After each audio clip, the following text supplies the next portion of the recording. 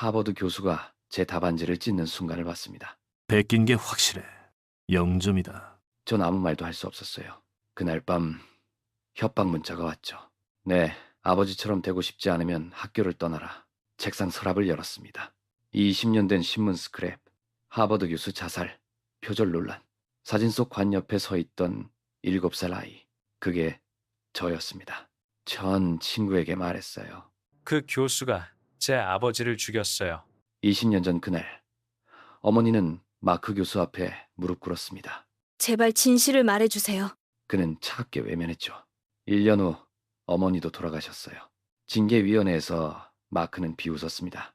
이것도 어디서 베낀 걸 수 있어요. 다음 날 퇴학 통보가 왔고 복도에서 그를 마주쳤습니다.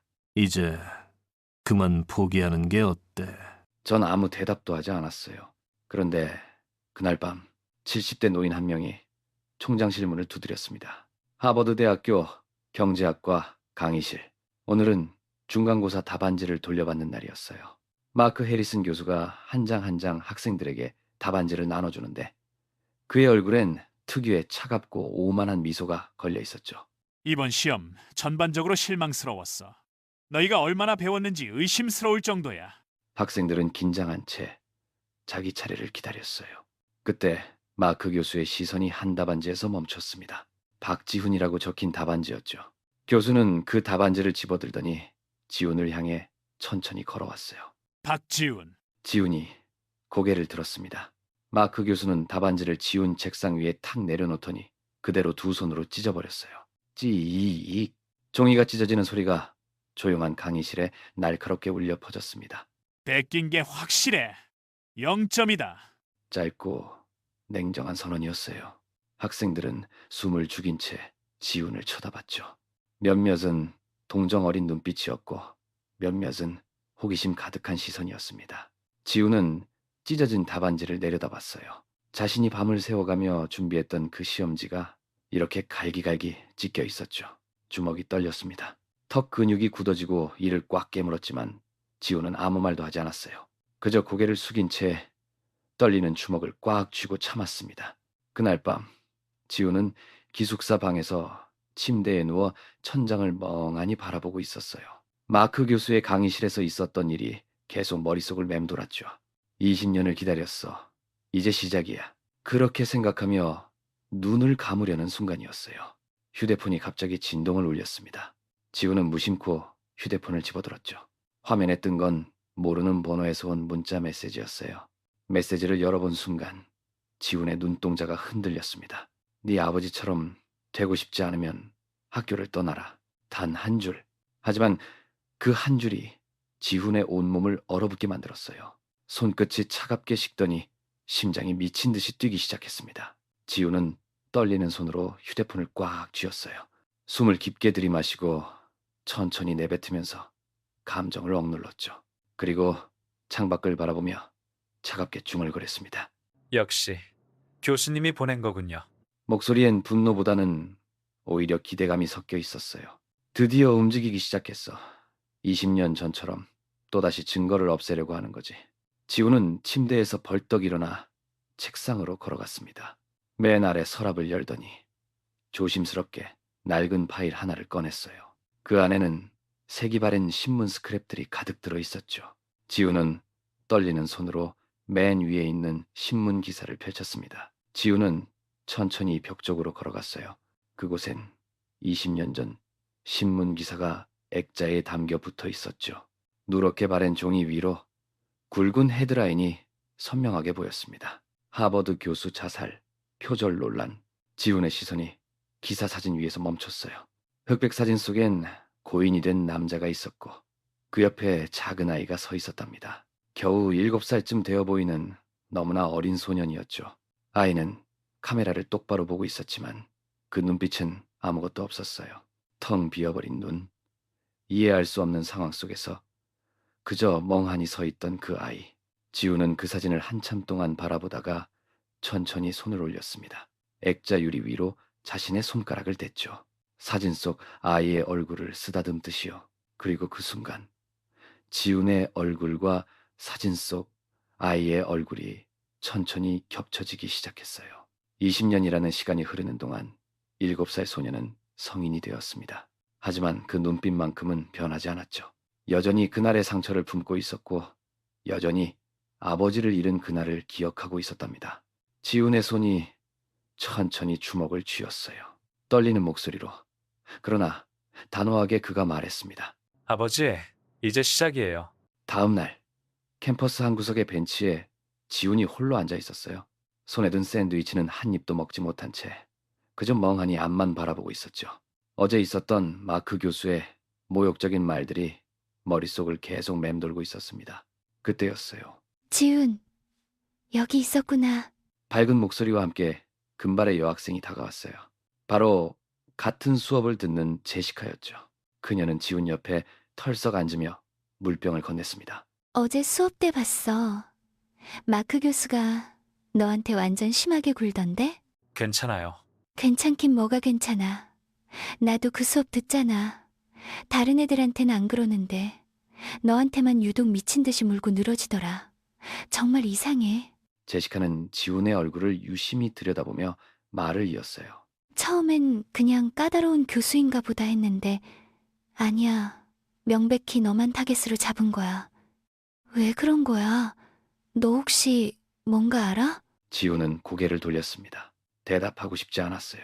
하지만 제시카는 물러서지 않았죠. 지훈, 나 진심으로 궁금해서 물어보는 거야. 너 혼자 감당하기엔 너무 힘들어 보여. 나한테 말해봐. 내가 도와줄 수 있을지도 모르잖아. 지훈의 손이 가방 끈을 꽉 움켜쥐었어요. 20년간 혼자 짊어진 무게가 너무 무거웠습니다.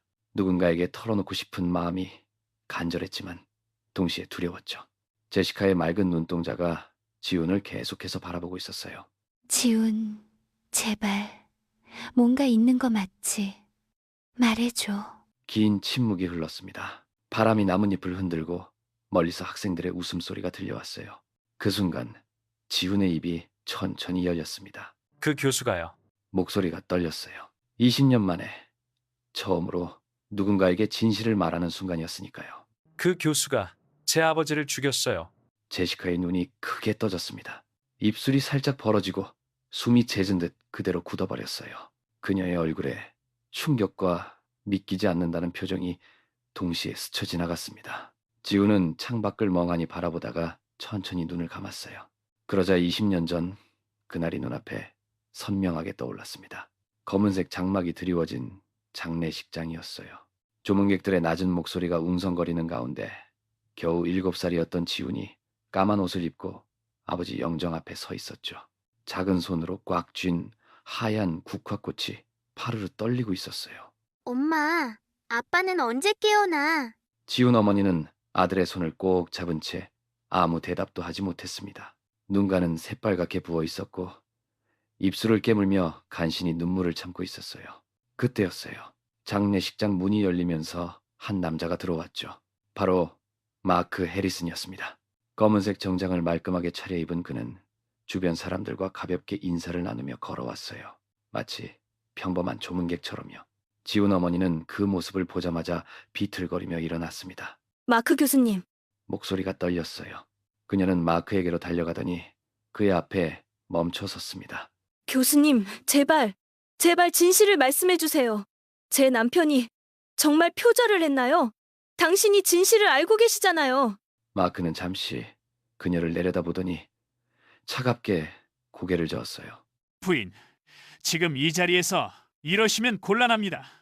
저도 민호 교수님의 죽음이 안타까울 뿐입니다. 아니에요. 당신이 뭔가 알고 있어요. 그녀의 목소리가 점점 커졌습니다. 주변 사람들이 하나둘씩 이쪽을 쳐다보기 시작했어요. 그 순간 지훈 어머니는 털썩 무릎을 꿇었습니다. 장례식장 한복판에서요. 제발요, 교수님. 무릎 꿇고 부탁드릴게요. 진실만 말씀해 주세요. 제 남편은 그런 사람이 아니에요. 어린 지훈이 깜짝 놀라 엄마에게 달려갔어요. 엄마, 엄마 일어나. 작은 손으로 엄마의 팔을 잡아당겼지만 소용없었죠. 마크는 그 모습을 잠시 내려다보더니 아무 말 없이 몸을 돌렸습니다. 그리고 그대로 장례식장을 빠져나가 버렸어요. 돌아보지도 않았습니다. 교수님! 울부짖는 그녀의 목소리가 장례식장에 메아리 쳤지만 마크의 뒷모습은 이미 사라지고 없었어요. 어린 지우는 그 순간을 또렷이 기억하고 있었습니다. 무릎 꿇은 엄마의 떨리는 어깨를, 주변 사람들의 수군거림을, 그리고 차갑게 돌아선 마크의 뒷모습을. 화면이 어두워지더니 하얀 글씨가 떠올랐습니다. 1년 후 어머니 사망, 우울증. 단 한 줄의 문장이었지만 그 안에는 말할 수 없는 고통이 담겨 있었어요. 지우는 눈을 떴습니다. 현재로 돌아온 거죠. 그의 눈빛이 파르르 떨리고 있었어요. 주먹을 너무 세게 쥐어서 손톱이 손바닥에 파고들었지만 그는 느끼지 못했습니다. 며칠 후 지우는 대학 본관 3층에 있는 징계위원회실 앞에 서 있었어요. 두꺼운 참나무 문 너머로 낮은 목소리들이 들려왔죠. 지우는 손에 든 서류 가방을 꽉 쥐었답니다. 안에는 지난 몇 달간 작성한 모든 자필 노트와 연구 과정을 증명할 수 있는 서류들이 빼곡하게 들어있었어요. 문이 열리고 한 직원이 고개를 내밀었습니다. 박지훈 씨, 들어오세요. 지훈이 안으로 들어서자 커다란 타원형 테이블이 눈에 들어왔어요. 테이블 주위로 5명의 교수들이 앉아 있었고 그 중앙에는 마크 해리슨이 여유로운 표정으로 자리하고 있었죠. 마크는 지훈을 보자마자 비웃는 듯한 미소를 지었답니다. 박지훈 학생, 마크 해리슨 교수가 학생의 과제에 대해 표절 의혹을 제기했습니다. 해명해 주시기 바랍니다.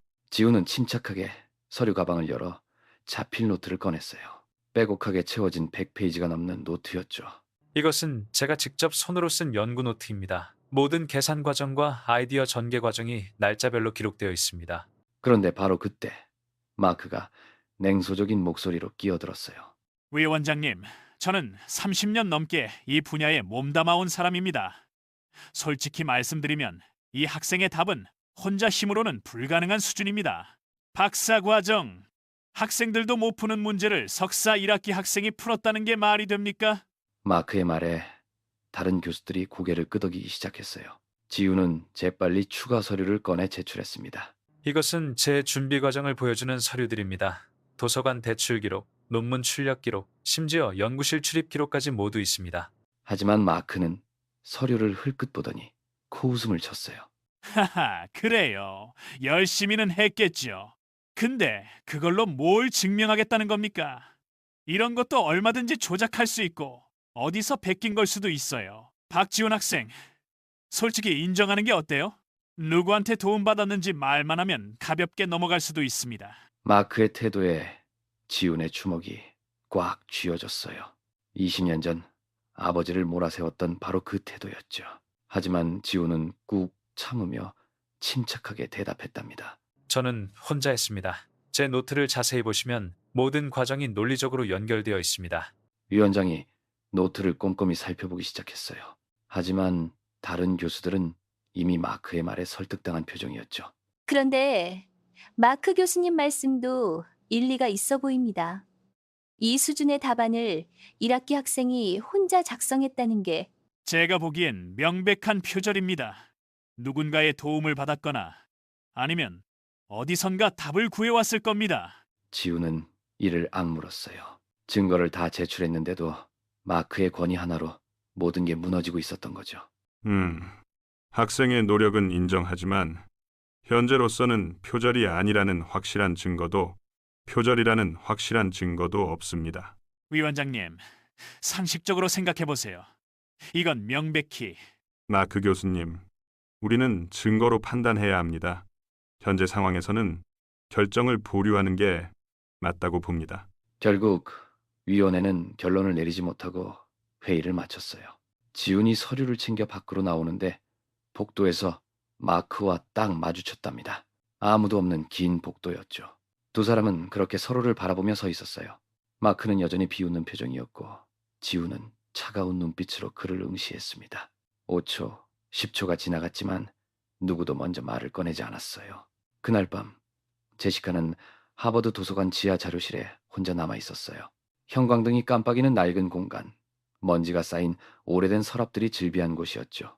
제시카는 20년 전 경제학과 연구 자료들을 하나하나 뒤지고 있었답니다. 분명 뭔가 있을 거야.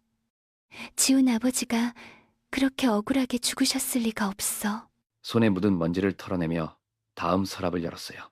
그런데 바로 그때 제일 구석진 서랍 깊숙한 곳에서 낡은 노트 한 권이 손에 잡혔답니다. 표지에는 희미하게 박민호 연구 노트 1998에서 2004라고 적혀 있었어요. 제시카의 심장이 쿵쾅거리기 시작했죠. 설마 이게? 떨리는 손으로 노트를 펼쳤어요. 첫 장부터 빼곡하게 적힌 수식들과 이론들, 그리고 깔끔한 필기체로 정리된 연구 내용들이 눈에 들어왔답니다. 제시카는 급히 가방에서 태블릿을 꺼내 마크 해리슨의 대표 논문을 띄웠어요. 그리고 노트와 논문을 나란히 놓고 대조하기 시작했죠. 첫 번째 페이지, 경제 모델의 기본 가정을 설명하는 부분이었어요.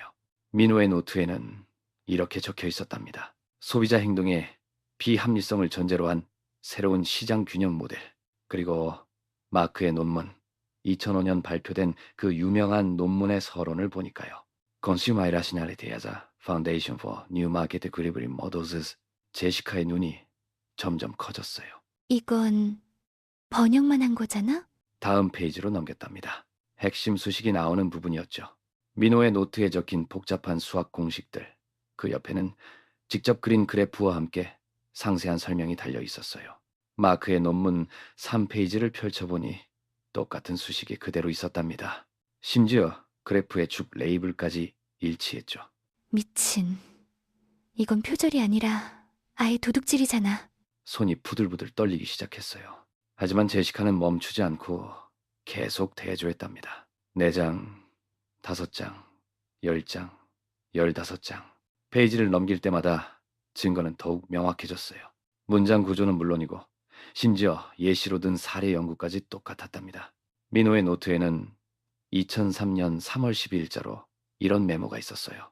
오늘 마크에게 연구 초안 공유, 피드백 부탁함. 제시카의 입에서 긴 한숨이 새어나왔죠. 그때 초안을 보여준 거였구나. 그걸 마크가. 다시 논문으로 시선을 돌렸어요. 마크의 논문 발표일은 2005년 9월. 박민호 교수가 세상을 떠난 지 불과 6개월 후였답니다. 제시카는 노트의 마지막 페이지를 펼쳤어요. 거기에는 민호 교수의 마지막 메모가 적혀 있었죠. 2004년 12월. 마크가 내 연구를 자기 것이라 주장. 증거 확보 필요. 학교 측에 정식으로 문제 제기할 것. 그 아래에는 떨리는 글씨체로 이렇게 적혀 있었답니다. 지훈아, 아빠가 반드시 진실을 밝혀낼게. 미안하다. 제시카의 눈에서 눈물이 주르륵 흘러내렸어요. 교수님, 결국 진실을 밝히지 못하고 돌아가신 거네요. 잠시 숙연해진 제시카는 고개를 들고 결연한 표정을 지었답니다. 이건 명백한 표절이야. 이제 마크 해리슨, 너 끝이야. 제시카는 급히 휴대폰을 꺼내 노트의 모든 페이지를 촬영하기 시작했어요. 찰칵, 찰칵, 찰칵. 한 장 한 장 놓칠 수 없는 결정적 증거들이 휴대폰 속에 저장되어 갔답니다. 그날 저녁, 지우는 캠퍼스 근처 조용한 카페에서 제시카를 만났어요. 제시카는 노트북을 열자마자 흥분을 감추지 못하며 말을 꺼냈습니다. 지훈, 봐. 이게 바로 그 증거야. 20년 전 마크 교수가 네 아버지 논문을 표절한 결정적 증거. 화면에는 마크의 개인 클라우드에서 발견한 파일들이 가득했어요. 1999년 작성된 민호 교수의 원본 논문 초안, 그리고 그걸 그대로 베낀 마크의 수정본까지. 심지어 마크가 민호 교수를 협박하던 이메일 내역까지 고스란히 남아있었죠. 이게 정말 아버지의 논문이야. 아버지 필체 그대로. 지훈의 손이 떨리기 시작했습니다. 20년을 기다린 이 순간, 드디어 아버지의 억울함을 풀 수 있는 결정적 증거를 손에 쥐게 된 거예요. 내일 아침 바로 대학 윤리위원회에 제출하자. 이 정도 증거면 마크 교수는 끝이야. 고마워, 제시카. 정말 고마워. 네가 아니었으면. 친구잖아. 당연한 거지. 자, 이제 집에 가서 쉬어. 내일이 중요한 날이니까. 두 사람은 희망에 부풀어 각자의 집으로 돌아갔답니다. 마침내 정의가 승리하는 순간이 코앞이라고 믿으면서요. 다음날 아침 7시, 지우는 기숙사 방문을 두드리는 거친 노크 소리에 잠에서 깼어요. 박지훈 씨 계십니까? 경찰입니다. 문 열어주세요. 지우는 황급히 문을 열었습니다. 2명의 경찰관이 차가운 표정으로 서 있었죠. 박지훈 씨 맞으시죠? 불법 해킹 및 개인정보 침해 혐의로 동행 조사가 필요합니다. 네? 무슨 소리예요? 저는 아무것도... 하버드 대학교 마크 해리슨 교수님이 고발하셨습니다. 조용히 협조해 주시기 바랍니다. 같은 시각 제시카의 기숙사에도 경찰이 들이닥쳤어요. 2 사람은 영문도 모른 채 수갑을 차고 경찰차에 태워졌습니다. 경찰서 조사실, 마크 교수가 담담한 표정으로 진술서를 제출하고 있었어요. 이 학생들이 제 개인 클라우드 계정을 불법으로 해킹했습니다. 여기 로그 기록이 있습니다. 교수님, 학생들이 왜 이런 짓을 했을까요? 글쎄요. 박지훈 학생은 제 수업에서 낙제 위기에 처했었죠. 아마 저에게 앙심을 품고 뭔가 약점을 찾으려 한 것 같습니다. 그럼 이 학생들이 훔쳐간 파일은 무엇입니까? 제 개인 연구 자료들입니다. 아직 발표 전인 논문 초안들이요. 이걸 빼돌려서 악용하려 했던 것 같습니다. 마크는 완벽하게 준비된 거짓말을 술술 늘어놓았어요. 심지어 해킹 로그까지 조작해서 제출했죠. 알겠습니다. 일단 학생들 조사부터 진행하겠습니다. 복도에서 기다리던 지훈과 제시카는 유리창 너머로 마크를 볼 수 있었어요. 마크는 형사들과 악수를 나누며 밖으로 나왔습니다. 그리고 복도를 지나가며 수갑찬 지훈과 제시카를 지나쳤죠. 그 순간 마크의 입꼬리가 차갑게 올라갔습니다. 아무도 듣지 못할 만큼 작은 목소리로 중얼거렸어요. 20년 전에도 이렇게 무너뜨렸지. 네 아버지처럼. 지훈은 그 미소를 봤어요.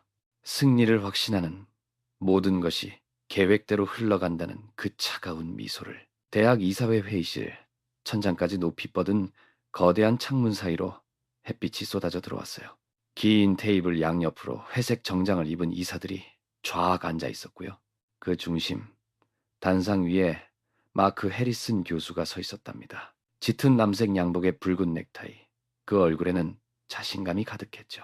신사숙녀 여러분, 오늘 저는 매우 자랑스러운 마음으로 이 자리에 섰습니다. 그의 목소리가 회의실 전체를 채웠어요. 한 손을 가슴에 얹고 다른 손으로는 공중을 가리키며 열변을 토하기 시작했죠.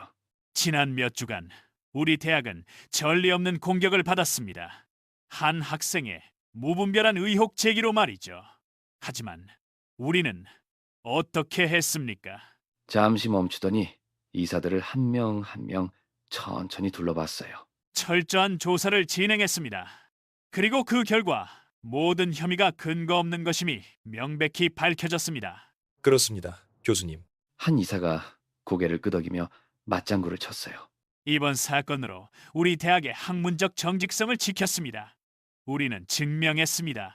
하버드는 악의적인 공격에 굴하지 않는다는 것을 말이죠. 짝, 짝, 짝. 한 이사가 박수를 치기 시작했어요. 그러자 순식간에 회의실 전체로 박수 소리가 퍼져나갔답니다. 짝짝짝짝짝.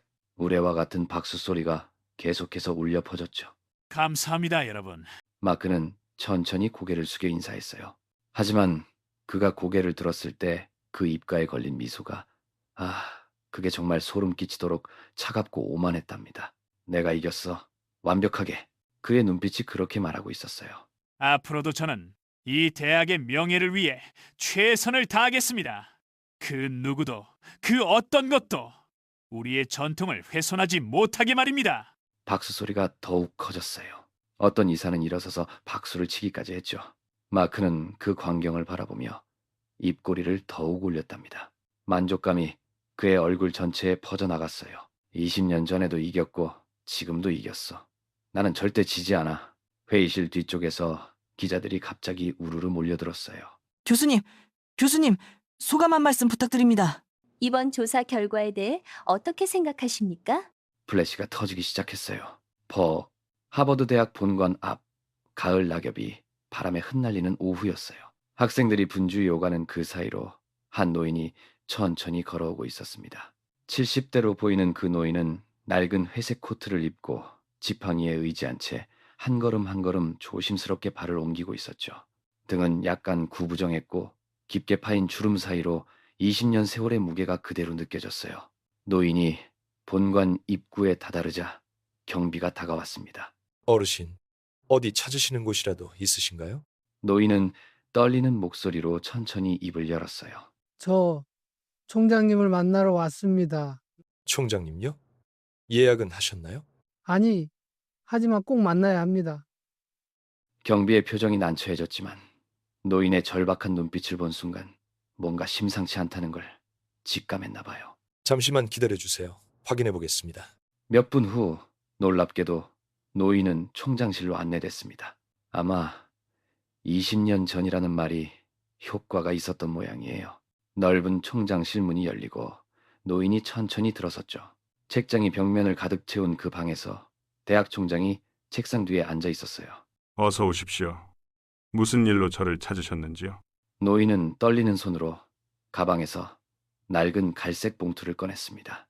그 봉투는 세월의 흔적이 고스란히 묻어 있었고 노인의 손은 너무 떨려서 봉투를 쥐는 것조차 힘들어 보였어요. 저는 20년 전 그 사건의 증인입니다. 그 한마디에 총장실의 공기가 순간 얼어붙었어요. 총장의 눈이 커지면서 얼굴에 놀람이 확 번졌습니다. 뭐라고요? 20년 전 박민호 교수 사건 말씀이신가요? 노인은 천천히 고개를 끄덕이며 봉투를 총장 책상 위에 조심스럽게 올려놓았어요. 총장실의 무거운 침묵 속에서 70대 노인 한 분이 의자에 앉아 있었어요. 이름은 김정호. 20년 전 민호 교수 연구실의 조교였던 분이었죠. 그의 손은 심하게 떨리고 있었고 주름진 얼굴에는 긴 세월의 고통이 새겨져 있었습니다. 지호는 숨을 죽인 채 그를 바라봤어요. 제가 직접 봤습니다. 떨리는 목소리였지만 그 안에는 묘한 결연함이 담겨 있었어요. 마크 교수가 민호 교수님 연구실에서 노트를 훔쳐가는 걸 이 눈으로 똑똑히 봤습니다. 총장실이 술렁였어요. 마크의 얼굴이 창백하게 변했죠. 지훈의 눈에서는 뜨거운 것이 차오르기 시작했습니다. 20년 전 그날 밤 연구실 복도는 어둡고 고요했어요. 김정호는 늦게까지 남아 실험 데이터를 정리하고 있었죠. 그때 민호 교수 연구실에서 희미한 불빛이 새어나오는 게 보였습니다. 이상한데? 교수님은 분명 퇴근하셨는데. 조심스럽게 다가간 김정호는 문틈으로 안을 들여다봤어요. 그리고 그는 그 장면을 목격했습니다.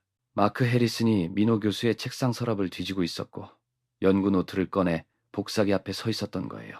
복사기의 초록빛이 마크의 얼굴을 비췄고 그의 표정은 냉정하고 집요했습니다.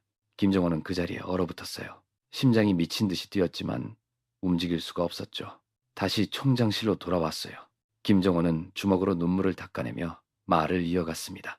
20년간 이 죄책감에 시달렸습니다. 그의 목소리가 갈라졌어요. 민호 교수님이 돌아가시고 그 가족이 무너지는 걸 보면서도 저는 아무 말도 하지 못했습니다. 눈물이 주름진 볼을 타고 흘러내렸습니다. 총장이 무거운 표정으로 물었어요. 왜 이제야 말씀하시는 겁니까? 20년이나 지난 지금.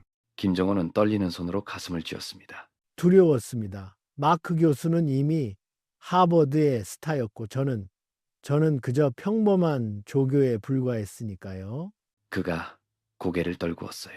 제 말을 누가 믿어주겠습니까? 오히려 제가 매장당할까 봐 겁이 났습니다. 잠시 침묵이 흘렀습니다.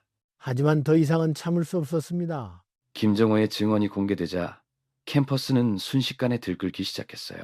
학생들은 SNS에 글을 올렸고 교수들은 긴급회의를 소집했죠. 그리고 이틀 후 주요 언론사들이 일제히 보도를 시작했습니다. 하버드 대학교 경제학과 마크 해리슨 교수의 표절 의혹이 20년 만에 재점화됐습니다. 당시 연구실 조교였던 김정호 씨의 증언으로 시작된 이번 사건은 언론이 움직이자 그동안 침묵하던 사람들이 하나둘 입을 열기 시작했어요. 그 중에서도 가장 충격적인 증언은 마크의 전 부인에게서 나왔죠. 10년 전 이혼한 그녀가 방송국 스튜디오에 앉아 있었습니다. 전 남편이셨던 마크 해리슨 교수와 함께 사셨을 때 특이한 점을 발견하신 게 있나요? 네, 있었습니다. 남편은 매일 밤 악몽에 시달렸어요. 악몽이요? 네, 잠결에 계속 중얼거렸죠. 민호라는 이름을요. 처음엔 누군지 몰랐어요. 하지만 어느 날 밤 남편이 땀을 뻘뻘 흘리며 소리쳤습니다. 미안하다고, 내가 죽였다고. 그녀의 목소리가 떨렸어요. 그때 물어봤죠. 민호가 누구냐고. 남편은 아무 말도 하지 않았지만 그 표정을 저는 절대 잊을 수가 없어요. 그건 죄책감에 짓눌린 사람의 얼굴이었습니다. 방송이 나가자마자 또 다른 증언이 터져 나왔어요. 당시 박민호 교수의 논문 심사위원 중 한 명이었던 로버트 윌슨 교수가 기자회견을 열었거든요. 20년 전 저는 박민호 교수의 논문을 심사했습니다. 솔직히 말하면 뭔가 이상하다고 생각했습니다. 이상하다는 게 어떤 의미인가요? 논문의 핵심 이론이 너무 독창적이었어요. 그런데 박 교수가 그걸 명확하게 설명하지 못하는 것처럼 보였습니다. 마치 자기 이론이 아닌 것처럼요. 그는 고개를 떨구며 말을 이었습니다. 하지만 마크 해리슨 교수가 확신에 차서 말했죠. 박민호는 자신의 학생이고 이 연구는 함께 진행한 거라고. 그 확신에 눌려서 저는 의심을 묻어버렸습니다. 그게 제 평생 최대의 실수였습니다. 이후로 증언은 눈사태처럼 쏟아져 내렸어요. 하버드대 동문회에서 긴급 성명을 발표했습니다. 경제학계 원로 12명이 공동으로 재조사를 촉구했습니다. 박민호 교수와 같은 시기에 재직했던 교수들이 증언에 나섰습니다. 민호는 천재였습니다. 그가 표절을 했다는 건 말이 안 됩니다. 당시 마크와 민호 사이에 뭔가 있다는 소문이 있었어요. 하지만 누구도 확신할 수 없었죠. 뉴스 화면이 빠르게 전환되며 여러 증언자들의 얼굴이 스쳐 지나갔습니다. 대학 IT실, 형광등 불빛 아래 여러 대의 모니터가 빛나고 있었어요. IT 팀장과 2명의 기술자가 20년 전 서버 데이터를 복원하는 작업에 한창 몰두해 있었죠. 지훈과 제시카도 그 옆에서 숨죽이며 화면을 지켜보고 있었답니다. 20년 전 백업 테이프를 찾는 게 쉽지 않았습니다. 다행히 대학에서 모든 서버 기록을 보관하고 있었어요. 정말 복원이 가능한가요? 가능합니다. 시간이 좀 걸릴 뿐이죠. 키보드를 두드리는 소리만이 고요한 방안을 채웠어요. 모니터에는 수많은 코드와 파일명들이 빠르게 스쳐 지나가고 있었죠. 지우는 주먹을 꽉 쥔 채 화면을 응시했답니다. 아버지, 이제 진실이 드러납니다. 그때였어요. IT 기술자 한 명이 갑자기 손을 멈추고 화면을 확대했습니다. 팀장님, 이거 보세요. 모두의 시선이 그 모니터로 쏠렸어요. 화면에는 1999년 3월 15일 오전 2시라는 날짜와 시간이 선명하게 표시되어 있었죠. 그 아래로는 접속 기록이 빼곡하게 나열되어 있었답니다. IT 팀장이 천천히 화면을 읽어 내려가기 시작했어요. 사용자 계정, 마크 해리슨, 접속 위치, 경제학과 연구실 3번 컴퓨터. 지훈의 심장이 미친 듯이 뛰기 시작했어요. 손끝이 차갑게 식어갔죠. IT 기술자가 다음 줄을 클릭했습니다. 접근한 폴더는 박민호 교수 개인 디렉토리입니다. 제시카가 지훈의 어깨를 꽉 잡았어요. 화면을 더 내리자 또 다른 기록이 나타났답니다. 파일 복사 기록이 있습니다. 복사된 파일 목록을 보니 팀장의 목소리가 떨렸어요. 논문 초안 파일들입니다. 총 용량 347MB. 그 당시로선 엄청난 대용량 파일이죠. 복사한 시간도 나와 있나요? 네. 오전 2시 17분부터 2시 43분까지 총 26분간 진행됐습니다. 지훈이 떨리는 목소리로 물었어요. 그날이 맞나요? IT 팀장이 다른 문서를 열었습니다. 네. 박민호 교수님이 돌아가시기 정확히 이틀 전입니다. 그리고 팀장이 또 다른 로그 기록을 가리켰어요. 마크 해리슨 계정으로 외부 저장 장치 연결 기록도 있습니다. 집 타입 드라이브죠. 이건 조작할 수 없는 거죠?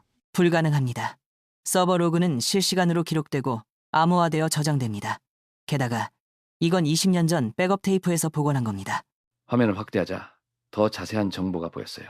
파일명들이 하나하나 선명하게 드러났죠. 파일명을 보세요. Economic Theory, Draft, Final, Research, Data, Complete. 이건 완성된 연구 자료들입니다.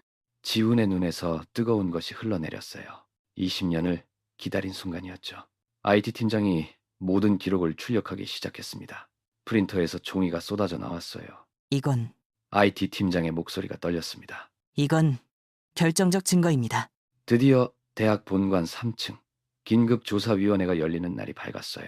회의실 문이 열리자 마크 해리슨이 평소와 다름없는 당당한 걸음걸이로 들어섰습니다. 그는 고급 정장을 말끔히 차려입고 있었지만 자세히 보면 이마에 미세한 땀방울이 맺혀 있었죠.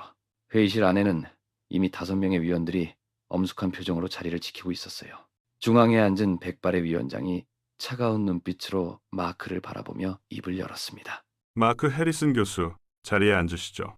오늘 이 자리는 20년 전 박민호 교수의 연구 표절 의혹에 대한 긴급 조사입니다. 마크는 의자를 잡아당기며 앉았어요. 그리고는 일부러 더 크게 목소리를 냈습니다. 저는 결백합니다. 이건 음모입니다. 누군가 저를 함정에 빠뜨리려는 계획적인 음모라고요. 그의 목소리에는 분노가 가득했지만 동시에 미묘한 떨림도 섞여 있었어요. 위원장은 마크의 변명을 묵묵히 듣고 있다가 천천히 앞에 놓인 서류 더미를 집어들었습니다.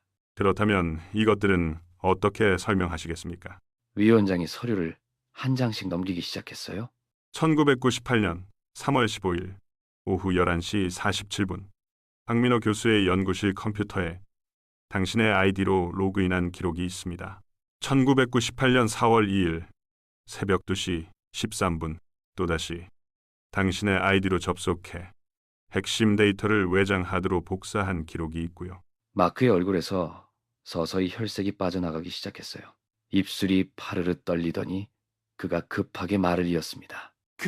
그건 제가 공동 연구자로서 당연히 접근 권한이 있었으니까. 공동 연구자요? 그렇다면 왜 박민호 교수가 사망한 직후 당신은 단독으로 그 연구를 발표했습니까? 박민호 교수의 이름은 어디에도 없더군요. 회의실이 얼음장처럼 차갑게 식어갔어요. 다른 위원 하나가 서류를 들고 날카롭게 질문을 던졌습니다. 더 결정적인 증거가 있습니다. 당신이 발표한 논문의 초고 파일 생성 날짜를 확인했는데 박민호 교수가 작성한 원본보다 무려 3주나 늦습니다. 이걸 어떻게 설명하시겠습니까? 마크의 손이 테이블 위에서 주먹을 쥐었다 펴기를 반복했어요. 그의 이마에서는 이제 땀이 줄줄 흘러내리고 있었죠. 저는 그건 파일 날짜가 잘못된 겁니다. 시스템 오류일 수도. 시스템 오류? 20년 전부터 지금까지 보관된 모든 백업 서버의 기록이 전부 시스템 오류란 말입니까? 위원장의 목소리가 한층 더 차갑게 가라앉았습니다. 게다가 당신의 전 부인 증언도 있습니다. 그녀는 당신이 밤마다 악몽을 꾸며 민호, 미안해 라고 중얼거렸다고 진술했더군요. 마크의 얼굴이 새하얗게 질려버렸어요. 그는 의자 팔걸이를 꽉 잡으며 몸을 지탱했지만 온몸이 미세하게 떨리고 있었습니다. 마크 해리슨 교수, 하버드 대학교 조사위원회는 다음과 같이 결정합니다. 위원장이 천천히 일어서며 판결문을 읽기 시작했어요. 첫째, 교수직을 즉시 박탈합니다. 둘째, 지난 20년간의 모든 연구 업적과 수상 내역을 무효 처리합니다. 셋째, 형사 고발 절차를 즉시 진행합니다. 마크는 마치 머리를 둔기로 맞은 사람처럼 휘청거렸어요. 그의 입에서 가느다란 신음이 새어나왔습니다. 안 돼. 그는 비틀거리며 자리에서 일어났어요. 의자가 뒤로 넘어지는 소리가 회의실에 울려 퍼졌지만 마크는 그것조차 신경 쓰지 못한 채 문을 향해 비틀거리며 걸어갔습니다. 회의실 문을 열고 복도로 나서는 순간 엄청난 플래시 세례가 터져 나왔어요. 대기하고 있던 수십 명의 기자들이 일제히 카메라 셔터를 눌러댔고 마이크가 마크의 얼굴 앞으로 쏟아져 들어왔습니다. 교수님, 표절 의혹에 대해 어떻게 생각하십니까? 20년간 거짓으로 살아온 소감이 어떻습니까? 박민호 교수 유족에게 사과할 의향은 있으십니까? 마크는 두 손으로 얼굴을 가린 채 플래시 세례를 뚫고 비틀거리며 복도를 걸어갔어요. 한때 하버드 최고의 스타 교수였던 그의 모습은 온데간데 없고 이제 남은 건 무너져 내리는 한 사기꾼의 초라한 뒷모습뿐이었습니다. 하버드 대학 대강당. 오늘 이곳은 수많은 기자들과 카메라로 가득 차 있었어요. 천장까지 닿을 듯한 높은 공간에 웅성거리는 소리가 메아리 쳤죠. 단상 위에는 대학을 상징하는 붉은 커튼이 드리워져 있고 그 앞에 마이크가 놓여 있었습니다. 드디어 측면문이 열리더니 회색 정장을 입은 총장이 천천히 걸어 나왔어요. 총장의 얼굴은 굳어 있었고 손에는 준비된 원고가 들려 있었죠. 단상에 선 총장은 잠시 침묵했습니다. 그리고 천천히 고개를 들어 방청석을 바라보더니 마이크 앞으로 몸을 숙였어요. 오늘 이 자리는 하버드 대학 역사상 가장 부끄러운 날입니다. 방청석에 숨죽였어요. 20년 전 우리 대학은 한 훌륭한 학자에게 돌이킬 수 없는 잘못을 저질렀습니다. 박민호 교수님께 표절이라는 누명을 씌웠고 그분의 명예를 짓밟았습니다. 총장의 목소리가 떨리기 시작했어요. 조사 결과 진짜 표절자는 따로 있었습니다. 박민호 교수님은 결백했습니다. 하지만 우리는 그 진실을 외면했고 한 가정을 파괴했습니다. 카메라 플래시가 터지기 시작했죠. 대학을 대표하여 박민호 교수님과 그 가족분들께 깊이 사과드립니다. 20년이라는 시간이 흘렀지만 이 사과가 너무 늦었다는 것을 압니다. 방청석 뒤쪽 지훈이 조용히 앉아 있었어요. 검은색 정장을 입고 두 손을 무릎 위에 가지런히 올린 채였죠. 총장의 목소리가 대강당을 가득 채웠습니다. 우리는 박민호 교수님의 명예를 완전히 회복할 것이며 그분의 연구 업적을 재평가하여 학계에 정식으로 발표할 것입니다. 지훈의 눈가가 붉어지기 시작했어요. 20년, 긴 시간이 주마등처럼 스쳐 지나갔죠. 어린 시절 아버지와 마지막으로 나눴던 대화, 어머니의 빈 눈동자, 홀로 남겨진 밤들. 그 모든 기억이 한순간에 밀려왔습니다. 다시 한번 진심으로 사과드립니다.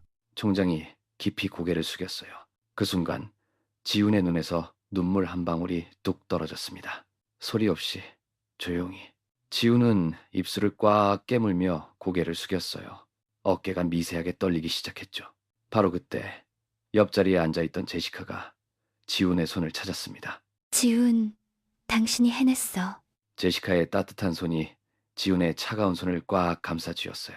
기자회견이 끝나고 지훈은 복도를 따라 걸어가고 있었어요.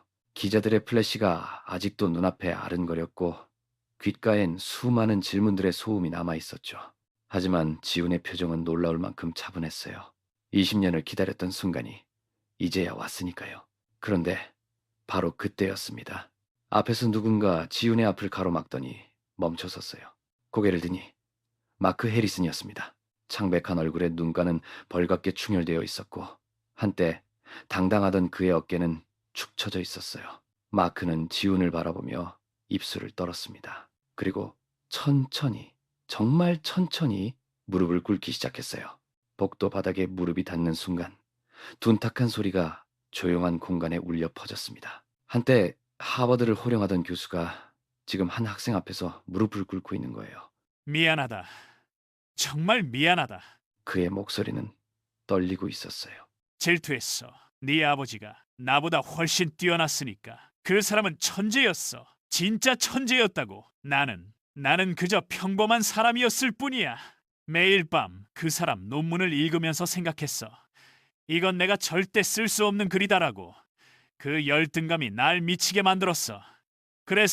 그래서 나는 말을 잇지 못하고 고개를 떨구는 마크. 지훈은 그런 그를 차갑게 내려다봤어요. 표정 하나 변하지 않았죠. 질투요? 그게 변명이 됩니까? 교수님이 질투해서 제 아버지는 죽었어요. 제 어머니도 따라 돌아가셨고요. 7살 아이가 혼자 남겨졌습니다. 마크는 고개를 들지 못했어요. 20년이요, 교수님. 전 20년을 기다렸어요. 교수님이 하루하루 명예를 쌓아가는 동안 전 하루하루 복수를 준비했습니다. 지훈의 목소리는 얼음처럼 차가웠어요. 그런데 지금 와서 미안하다고요? 질투했다고요? 잠시 침묵이 흘렀습니다. 지훈은 천천히 마크의 옆을 지나쳤어요. 너무 늦었어요. 그 말을 남기고 지훈은 돌아서서 걸어갔습니다. 뒤돌아보지도 않았죠. 복도엔 무릎 꿇은 채 남겨진 마크만이 남아 있었어요. 한국 국립묘지. 비가 내리는 날이었어요. 회색빛 하늘 아래 끝없이 펼쳐진 묘비들 사이로 한 남자가 천천히 걸어가고 있었죠. 검은 우산을 쓴 지훈이었어요. 빗소리만이 고요한 묘지를 가득 채우고 있었습니다. 지훈의 발걸음이 멈춘 곳, 그곳엔 깔끔하게 정리된 한 무덤이 있었어요. 묘비에는 이렇게 새겨져 있었죠. 고 박민호 교수의 묘. 지우는 한참 동안 그 묘비를 바라보기만 했어요. 비는 점점 더 세차게 내리기 시작했고 우산 위로 떨어지는 빗방울 소리가 더욱 커졌답니다. 그때 지훈이 천천히 우산을 접었어요. 비를 온몸으로 맞으면서 묘 앞에 무릎을 꿇고 앉았습니다. 고개를 깊이 숙이고 두 손을 모아 절을 올렸죠. 한 번, 두 번, 세 번. 정성스럽게 절을 마친 지우는 고개를 들어 묘비를 바라보았어요. 빗물이 그의 얼굴을 타고 흘러내렸지만 지우는 신경 쓰지 않았답니다. 아버지, 목소리가 떨렸어요. 다 밝혀냈어요. 말을 이어가려다 멈췄습니다. 20년 동안 준비해온 복수, 그 긴 시간 동안 품어왔던 말들이 목구멍에서 막혀버린 거예요. 지우는 묘비를 가만히 쓰다듬었어요. 차가운 돌의 감촉이 손끝으로 전해졌죠. 묘비 위로 빗물이 줄줄이 흘러내리고 있었답니다. 마치 묘비가 눈물을 흘리는 것처럼 보였어요. 마크 해리슨. 그 사람 모든 걸 인정했어요. 아버지를 죽음으로 몰아넣은 것도 연구를 훔친 것도 다요. 지훈의 목소리는 점점 작아졌습니다. 세상이 이제 아버지가 옳았다는 걸 알아요. 아버지가 떳떳한 학자였다는 것도요. 바람이 불어왔어요. 차가운 빗줄기가 지훈의 얼굴을 더욱 세차게 때렸지만 그는 꿈쩍도 하지 않았답니다. 이제 편히 쉬세요, 아버지. 그 말을 끝으로 지훈은 입을 다물었어요. 더 이상 할 말이 없었죠. 아니, 할 말은 많았지만 목소리가 나오지 않았던 거예요. 지훈은 그저 묘비 앞에 무릎 꿇은 채 고개를 숙이고 있었답니다. 얼마나 시간이 흘렀을까요? 지훈의 어깨가 미세하게 떨리기 시작했어요. 그리고 천천히, 아주 천천히 고개를 들었을 때 그의 눈에서 눈물이 흘러내리고 있었죠. 빗물과 눈물이 뺨 위에서 하나로 섞여 흘러내렸습니다. 아버지, 저 이제 뭘 해야 할지 모르겠어요. 작게 중얼거린 그 말은 빗소리에 묻혀 사라졌어요. 복수는 끝났지만 이상하게도 지훈의 가슴속은 텅 비어버린 것 같았답니다. 20년 동안 오직 복수만을 위해 달려왔는데 이제 그 목표가 사라지자 남은 건 허무한 뿐이었죠. 지훈의 눈물은 멈추지 않았어요.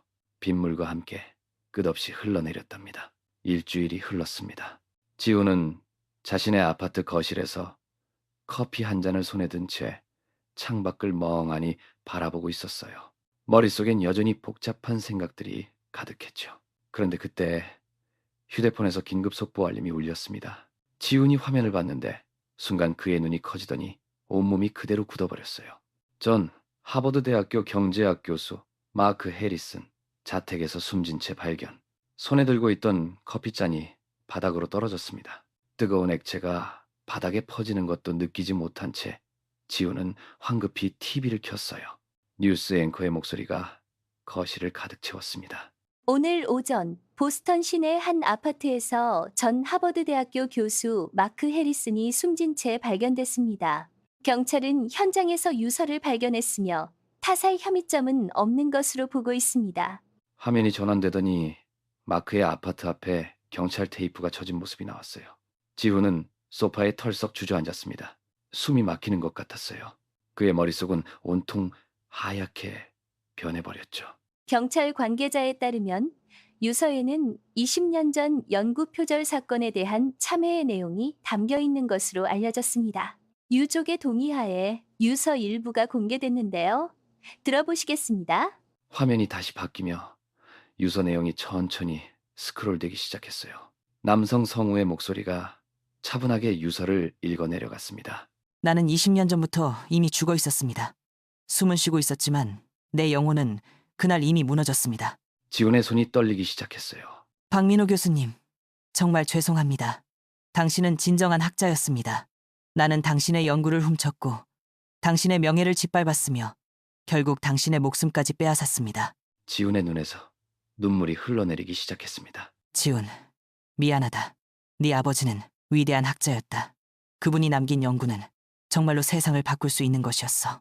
하지만 나는 그것을 내 것인 양가로 채고 그 위에 쌓인 영광을 누렸지. TV 화면 속 유서는 계속해서 스크롤되고 있었어요.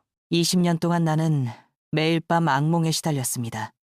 박민호 교수님의 얼굴이, 그분의 목소리가 끊임없이 나를 괴롭혔습니다. 명예도 돈도 지위도 결국 나를 행복하게 만들지 못했어요. 지우는 두 손으로 얼굴을 감쌌습니다. 어깨가 작게 떨리고 있었죠. 지훈, 네가 나를 찾아왔을 때 나는 이미 알고 있었어. 언젠가 이 날이 올 거라는 걸. 그리고 그게 당연한 거라는 것도 네 아버지께 진심으로 사과드립니다. 그리고 지훈, 너에게도 미안하다. 유서 낭독이 끝나고 다시 앵커의 얼굴이 화면에 나타났습니다. 하버드 대학교 측은 이번 사건과 관련해 공식 입장을 내놓을 예정이라고 밝혔습니다. 지우는 TV 리모컨을 떨어뜨린 채 그대로 소파에 앉아 있었어요. 눈은 여전히 TV 화면을 향하고 있었지만 아무것도 보이지 않는 듯 했습니다.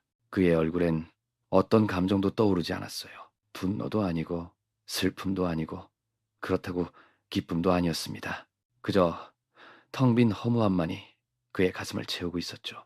20년을 준비했던 복수가 이렇게 끝나버렸습니다. 그런데 왜일까요? 지훈의 마음속엔 승리의 기쁨 대신 형언할 수 없는 공허함만이 남아있었어요. 창밖으로 햇살이 비쳐 들어왔지만 지훈의 세계는 여전히 어둠 속에 갇혀 있는 것만 같았습니다. 지훈은 그렇게 멍하니 꺼지지 않은 TV 화면을 응시한 채 소파에 앉아 있었습니다. 장례식장은 너무나도 조용했어요. 복도를 걷는 지훈의 발소리만이 메아리처럼 울려 퍼질 뿐이었죠.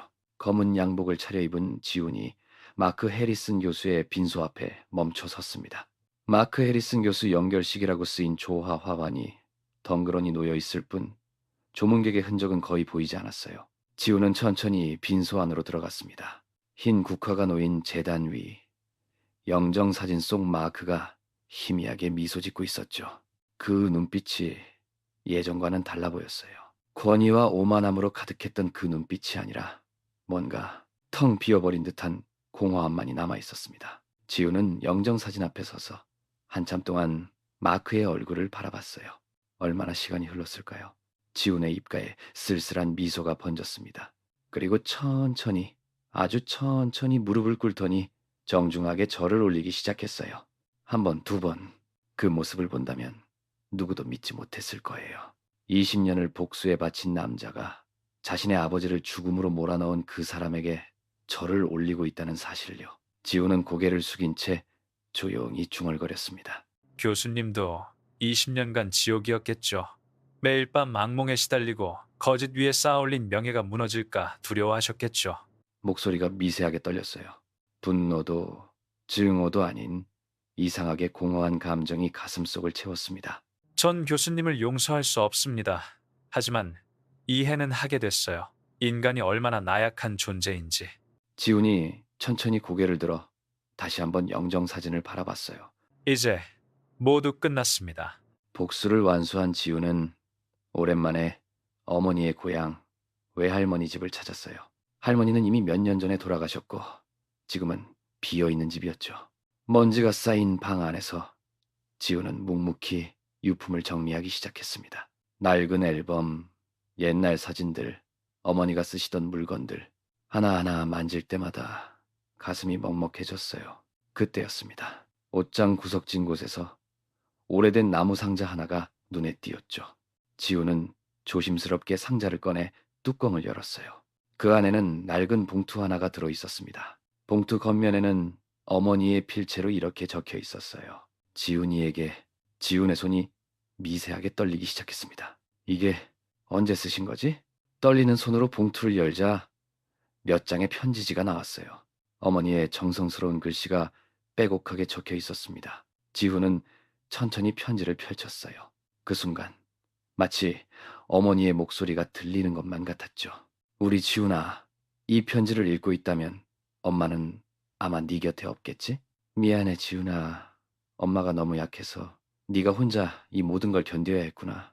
네가 아빠의 억울함을 풀어주려 한다는 걸 엄마는 알아. 밤마다 책상에 앉아 공부하는 네 뒷모습을 보면서 엄마는 너무 가슴이 아팠단다. 하지만 지훈아, 엄마가 꼭 하고 싶은 말이 있어. 지훈의 눈에서 눈물이 흘러내리기 시작했습니다. 진실을 밝혔다면 이제 증오를 놓아주렴.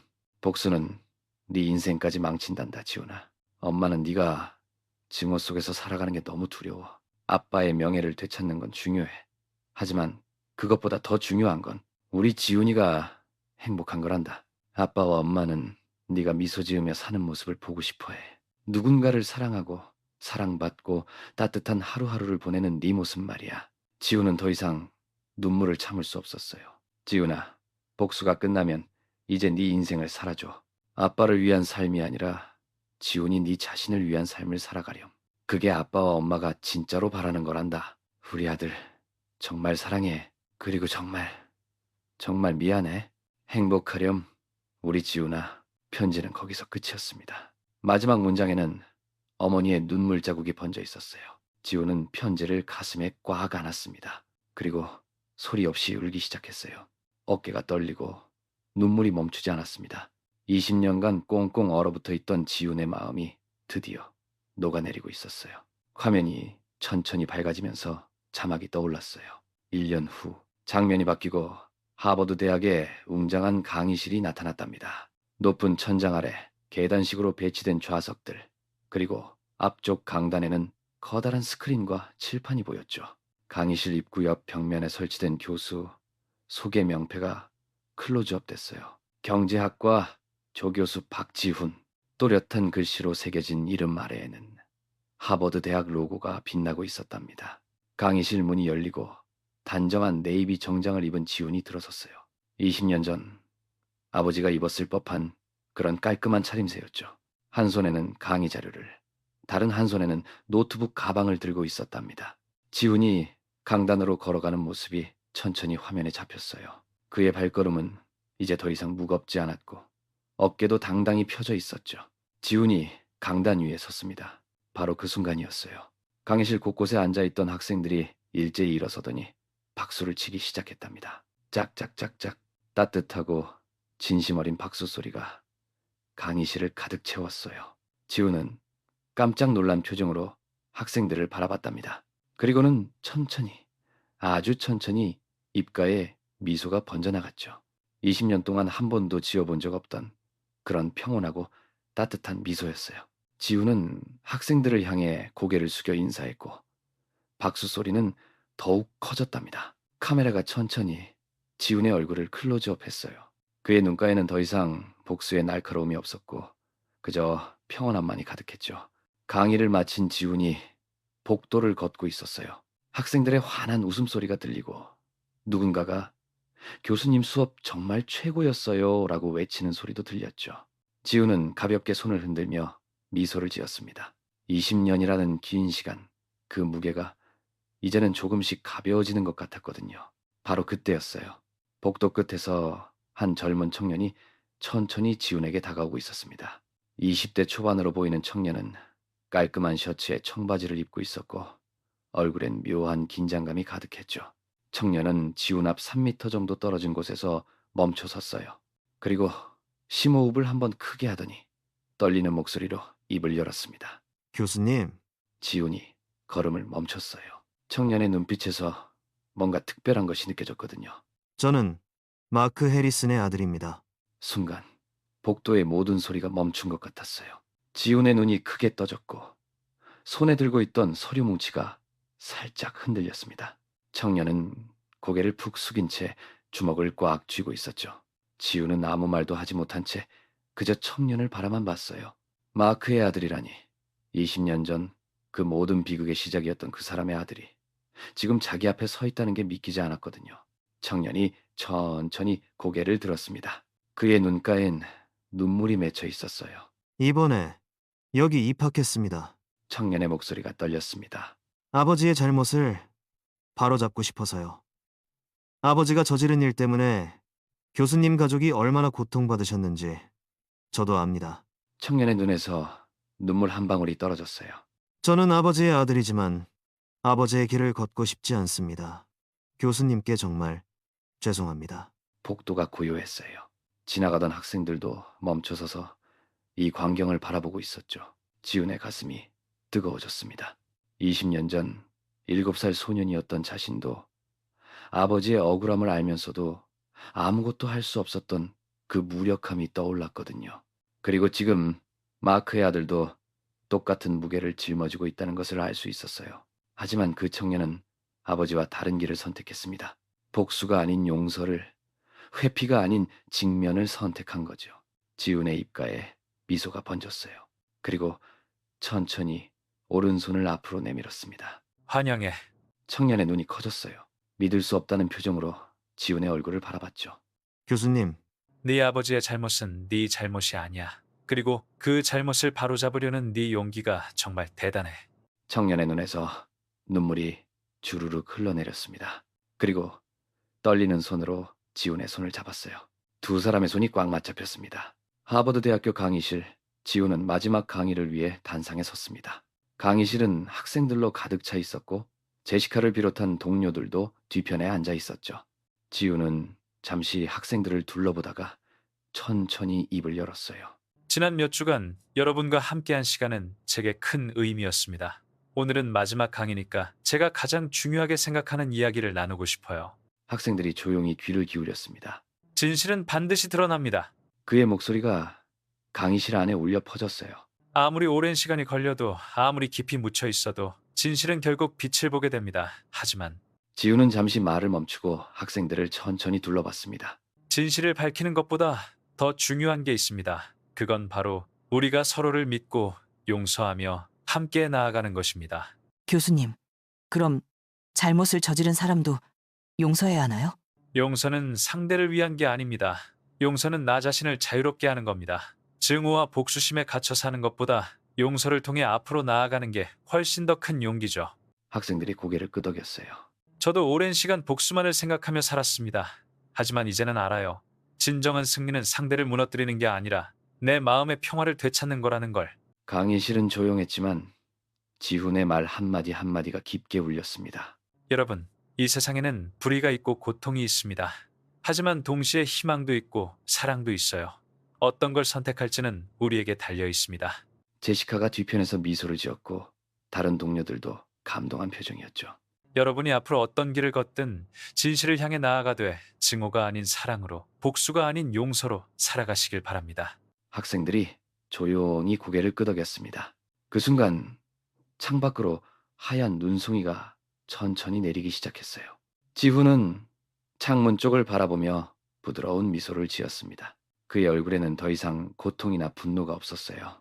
오직 평화와 희망만이 가득했죠. 첫눈은 하얀 새로운 시작을 상징하듯 조용히 내렸고 지훈은 그 눈을 바라보며 깊은 숨을 내쉬었습니다. 20년간의 긴 여정이 끝났고 이제 진짜 삶이 시작되는 순간이었어요. 강의실 안은 따뜻한 정적이 흘렀고 지훈의 평화로운 미소가 화면을 가득 채웠습니다. 화면 서서히 페이드아웃.